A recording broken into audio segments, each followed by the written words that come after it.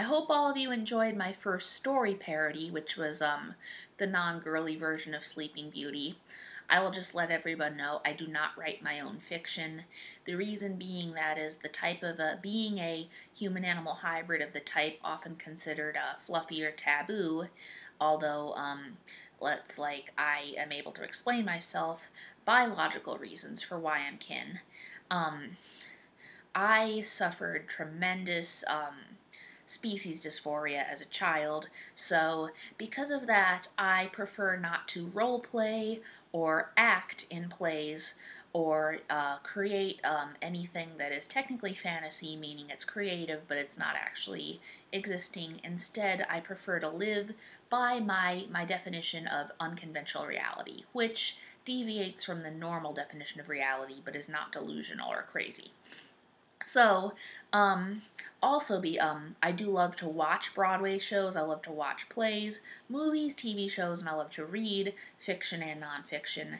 But when I read something or watch something fictional, I'm a passive observer, and also, a lot of what I do is when I read or watch fiction, I take what's in there and I apply it to my non-conventional take on reality and make it real.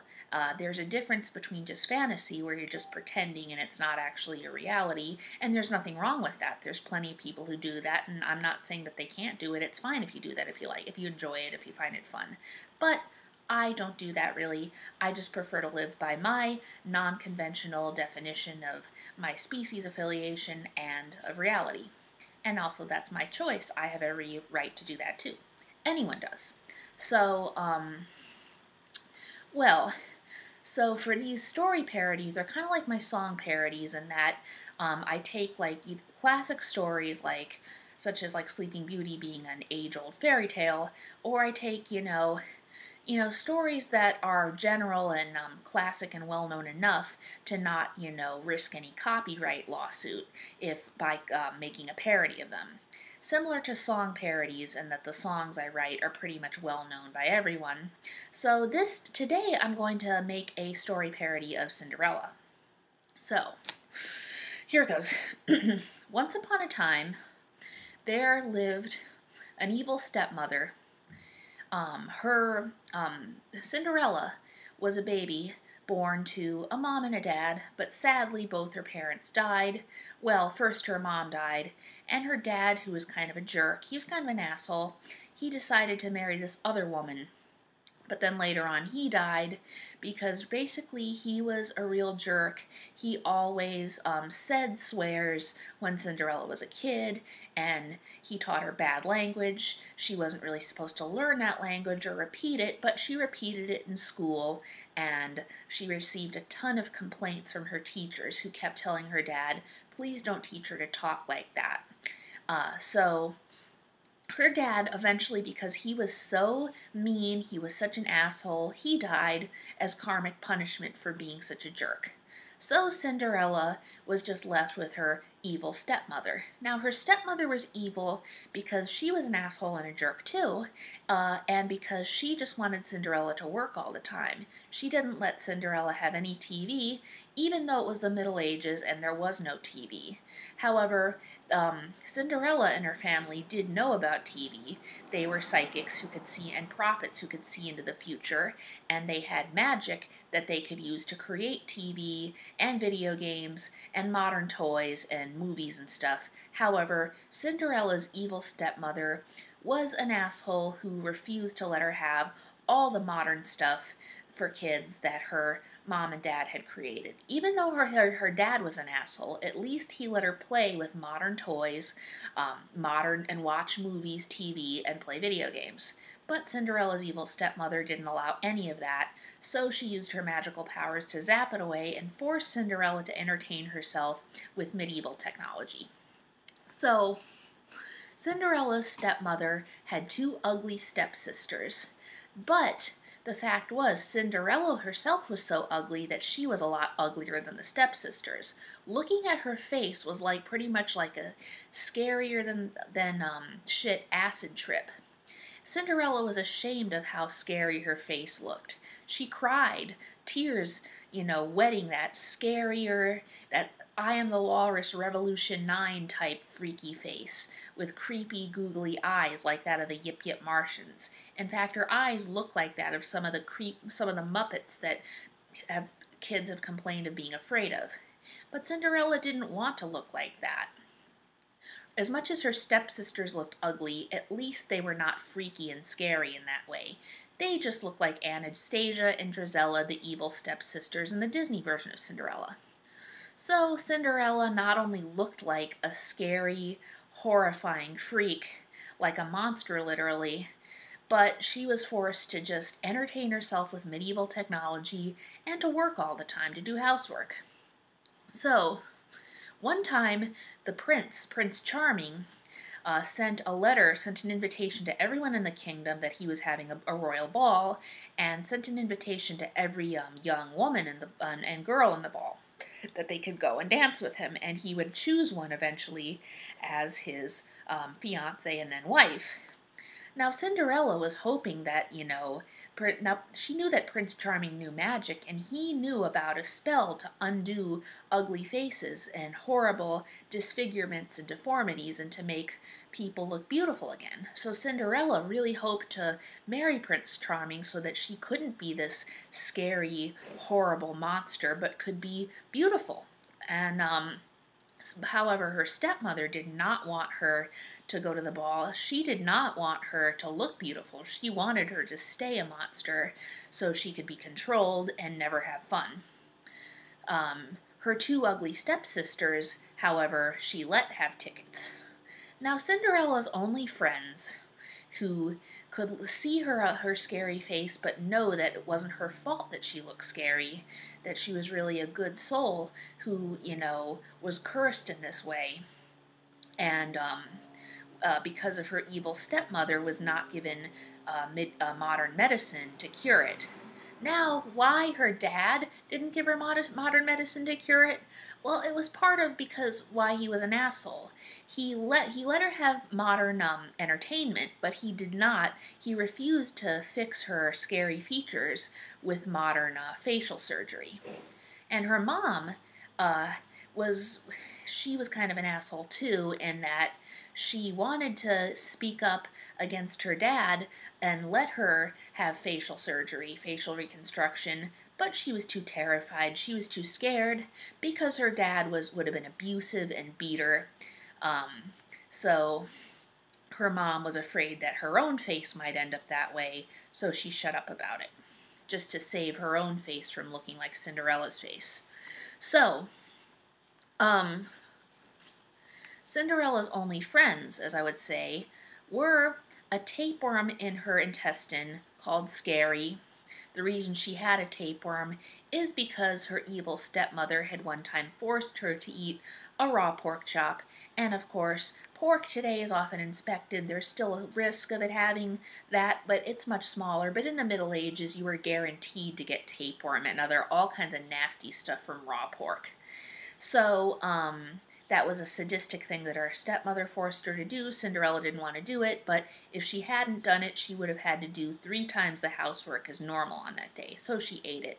However, the tapeworm who grew in her gut ended up being a good friend to her, and she could hear him talking within her stomach and her gut, and he would tell her, like, they felt a kinship. She and Scary felt this kinship in that both of them were unbelievably scary and ugly and hated, but they both wanted to do stuff. Scary didn't care if he died, if he was expelled, because he knew he would go to heaven. He wanted to go to heaven and be reincarnated. He didn't like being a tapeworm. In fact, in his previous life he had been a unicorn, but he mistakenly had been an asshole unicorn, so as karmic punishment in his next life he was a tapeworm. He was so hoping to die by expulsion from Cinderella's stomach so that he could go on to his next life, where his punishment would be expiated and he could be reincarnated as a much nicer, more beautiful animal. So, Cinderella and Scary felt a sort of solidarity and would sing to each other. They would sing Disney-type songs as she cleaned the house and entertained herself with meager, crappy medieval toys. So, um, so Scary was pretty much Cinderella's only friend, and the other friends who could see past her appearance were basically silverfish and cockroaches, also considered scary and ugly by the majority of people. She could talk to them, and they talked to her, and they sang together. So, um, Cinderella was hoping that for once she could be transformed into a beautiful princess who wasn't scary to look at. And Scary hoped for once he could get out of Cinderella's stomach and for a while be transformed into a beautiful animal. So, on the night that the prince sent the invitation, Cinderella ran away from the house when her stepmother and stepsisters weren't looking into the forest. She cried because her stepmother had torn up her invitation from Prince Charming and thought that in despair, and inside her intestines, Scary was crying for the same reason. But just then, her fairy godmother showed up. Her fairy godmother said, "Don't worry, I'll get you out of this mess, and I'll get you, Scary, out of this mess too." So she transformed Cinderella from a scary-looking Muppet-like creature into a beautiful girl, and took Scary out of her gut and transformed him from a tapeworm into a beautiful white unicorn. So she transformed a pumpkin into a coach, and then transformed the silverfish and cockroach friends of Cinderella and Scary into a bunch of other white unicorns. So she gave Cinderella a pair of glass slippers. So she said, "Now these slippers are great, but if you put these slippers on, your feet will stink, unless the prince marries you and you can become beautiful forever and Scary can become a unicorn once again, or any other animal he chooses, and then, if not, you will turn back, everything will turn back, and your feet will stink like stinky cheese for weeks, and these slippers will change from glass into blue cheese." So, and then that coach will transform not just into a pumpkin, it'll first transform back into a pumpkin, but then it'll transform into a wheel of stinky, ripe Roquefort.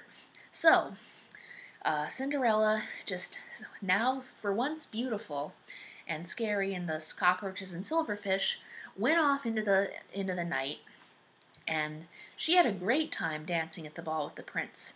And her fairy godmother had warned her on the stroke of 12, everything would change back, so she had to leave the ball before the stroke of 12. Now, she and the prince had pretty much fallen in love. They sang, "So This Is Love," like, on the Disney movie.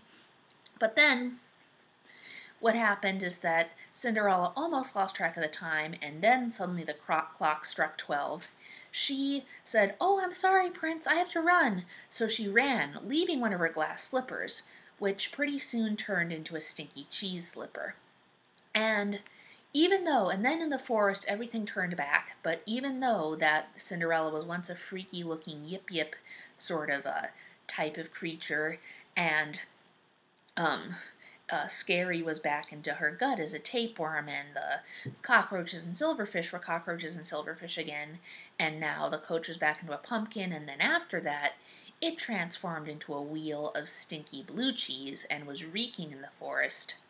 And then Cinderella's feet also really started to reek then too, and the one glass slipper she still had on turned into a stinky blue cheese slipper. She said, "Wow, that was the most beautiful day of my life." And Stinky and Scary and the other creatures said, "It was the most beautiful day of ours, too." And so they just said, "That is a dream that I hope eventually comes true forever." So, after that, the prince said, "This cheese slipper is really gross, and it's stinking up the castle. However, I remember it used to be a glass slipper, and the woman who wore it was this beautiful woman who I really have a crush on, and I think I want to marry."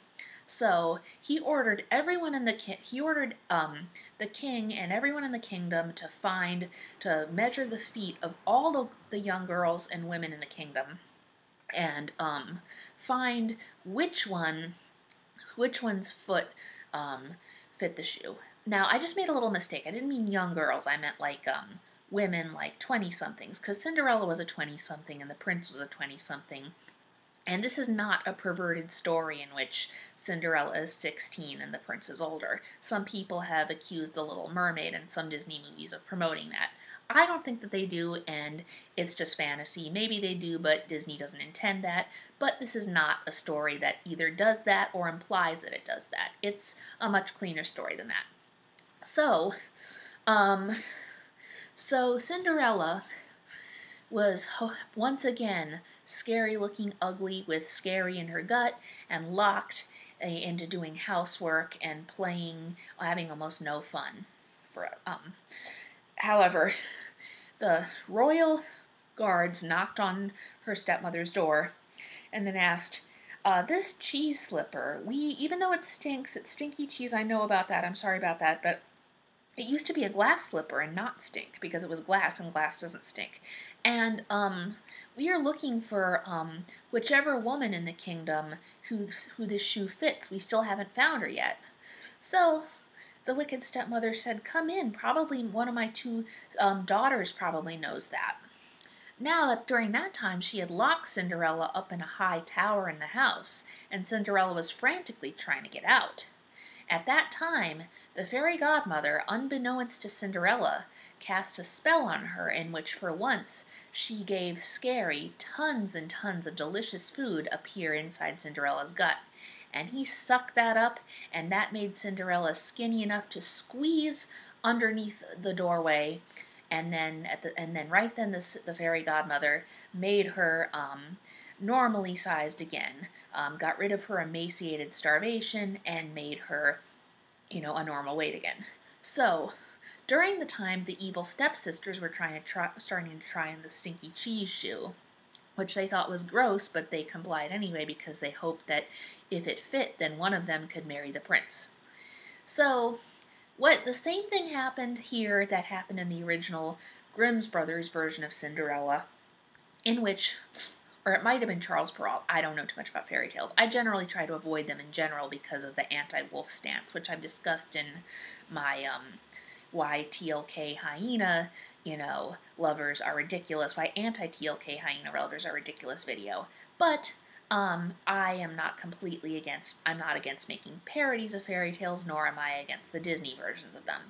So, the evil stepmother said what she did in the original fairy tale of Cinderella, in which she cut off the toe of one of Cinderella's evil stepsisters, and then the heel of the other of Cinderella's stepsisters, because the stinky cheese shoe didn't fit either of them. And of course, both of them screamed in horrible pain, but they thought it was worth it in case they could marry the prince. So it still didn't fit either of them perfectly. So finally, Cinderella emerged. The guards freaked out like they had just taken some bad shit and were like, what the hell is that? That is so scary. I think I'm going to die because I've never been this scared. In fact, either die or maybe I won't be scared ever again because I've never seen anything this unbelievably scary. And then she said, oh, don't worry. It's not my fault that I look this way.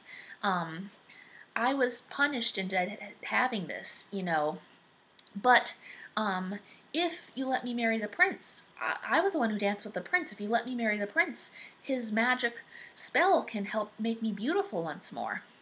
It can make me finally beautiful, because I was born this way, but his spell can get rid of this deformity and make me a beautiful woman. So, in spite of initial hesitation due to their PSTD shock that they received from seeing Cinderella, they let her try on the stinky cheese shoe, and for once it fit. For the first time, the shoe fit a woman in the kingdom. So, Cinderella was, first they told the prince, now look, Cinderella might not look like you thought she did because of a deformity she was born with, so could you please, cast your spell to make her beautiful now? So the prince decided to do that, and then they also told her about Scary the tapeworm. So, he said, oh, don't worry, I also know about this, I have anti-worm medicine, so just put it in her glass of Pepsi, which I also know how to bring back from the future because I know about magic like that. I don't stay stuck in the Dark Ages. So, they told Cinderella, we're going to make you beautiful finally, and she was so happy. And then they said, here, if you have this Pepsi, this contains medicine that will let Scary go and will let him move on to his next incarnation, once again as a beautiful animal. So, Cinderella, finally the spell and the medicine worked. Cinderella was now a beautiful woman. The stinky cheese slippers transformed back into odorless glass slippers, and Scary the tapeworm finally was able to leave her intestine, die, and then move on. Now, the animal he chose to be was a silver fox-wolf hybrid, and he liked it. So, he became Cinderella's close friend and sort of lapdog. So, Cinderella married the prince, and then the cockroaches and the silverfish say, hey, I know there's nothing wrong with cockroaches and silverfish in some ways, but we're the kind of cockroaches and silverfish who aren't really like out in nature. We're just kind of dirty, associated with the diseases of civilization, and responsible for a lot of the plagues in this time of of medieval Europe. So could we please each transform into a nicer animal? So the prince knew some magic for that. So there were 3 cockroaches and 3 silverfish. So the cockroaches, one of them transformed into a unicorn, the same unicorn that he had been when pulling Cinderella's pumpkin coach. One of them transformed into an Asian elephant. The other transformed into, an eagle, a bald eagle. So, because the prince knew about other animals native to other continents, even though he had never sailed to the New World, and this was before Columbus destroyed and started the Native American genocide, but before that the Vikings had seen the New World, but had not caused genocide, mass genocide. But the prince knew about it through magic, even though he never went to the New World. So, so the silverfish, one of the silverfish decided to turn into a lion. The other one chose to turn into a seagull. And then the third chose to turn into a black rhinoceros. So all of them lived together with Cinderella and Prince Charming in the castle, and they all lived happily ever after.